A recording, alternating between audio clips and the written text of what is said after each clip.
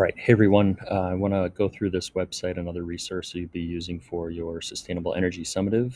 This is called the Social Progress Index. And since we're now going to be analyzing countries rather than states in the United States, we need some common way in order to try to determine a country's political ideology.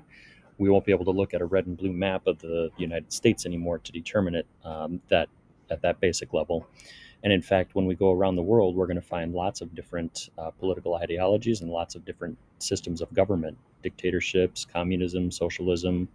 And so we are going to use what's called the SPI, the Social Progress Index, as a way to interpret countries in sort of a uniform way.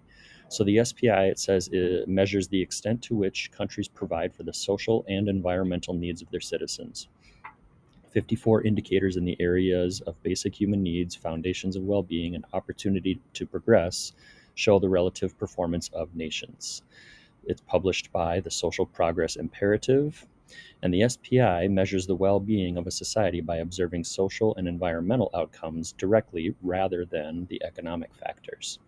So, what that means is that rather than just wealthy nations appearing to be at the top of a list, right, they are considering how the government's policies and programs affect the citizens and affect the environment rather than just wealth. So, for example, here, if we scroll down and look at the chart, uh, these are 2020 rankings by country. And so they're ranking the degree to which the country supports and provides for basic human needs, foundations of well being, and opportunity overall in that country. How well could people prosper?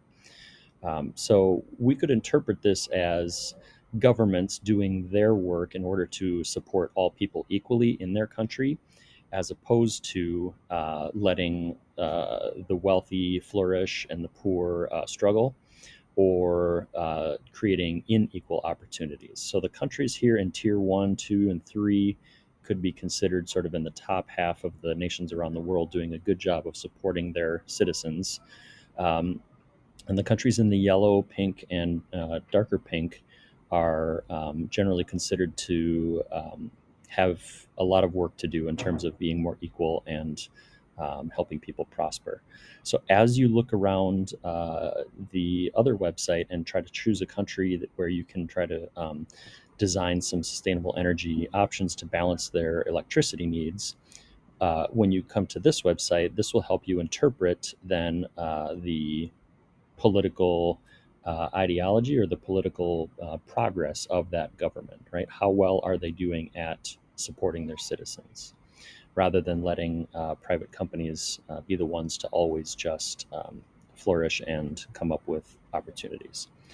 So you can scan down the list here and look for the country you've chosen to work with, and certainly ask your teachers any questions beyond that.